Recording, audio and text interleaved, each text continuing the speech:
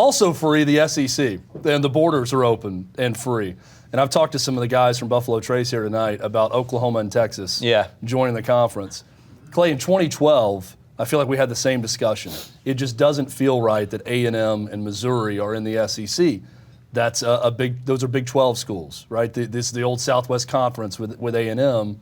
What do you think ultimately? We know it's all about money, but in practicality, what do you think about Oklahoma and Texas as SEC schools? I think they're going to be fabulous. And I know we've been talking about the past here, and it's going to sound funny, but I tend to be somebody who doesn't worry too much about what's past because I can't control any of it.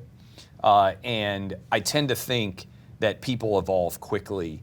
And what I mean by that is when Johnny Manziel went on the road and Texas A&M beat Alabama, and he ended up winning the Heisman Trophy, that season and that win alone introduced A&M in a big way to the SEC.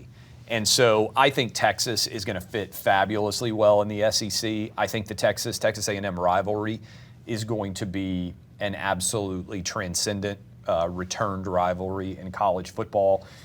And I always think about culture. Are people good fits?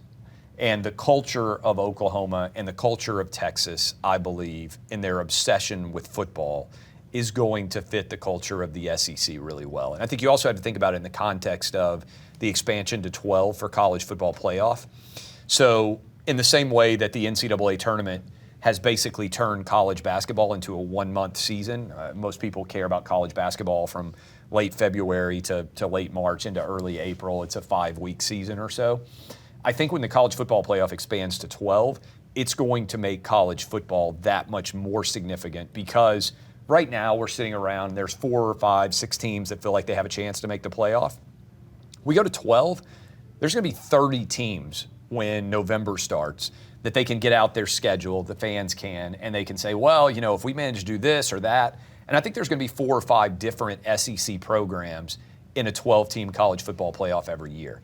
And so within that context, when you're talking about 16 and a quarter of the conference goes into the playoff every year, I think it's going to be really, really great. Now, I do think you worry a little bit about the devaluation of the regular season. For instance, this year, Alabama, let's say they beat Georgia in the SEC championship game. Well, they're probably going to play again, would be my expectation based on looking at the overall trajectory of the season. But I think the benefit that college football has is you only get 12 teams to watch your team, 12 times to watch your team. And so people out there are like, the regular season's never going to matter. Well, I don't know about you guys, but when you're a big college football fan and you only get 12 opportunities guaranteed to watch your team, that's 40 weeks a year where you don't get to watch a game. You don't get to watch a team. College football has the shortest season of any major sport. NBA never ends. NHL never ends. Major League Baseball, it feels like it never ends. All of these sports, college football is the shortest. So I think expanding to 12, I think adding Oklahoma and Texas, I think it's going to make college football stronger and the SEC better.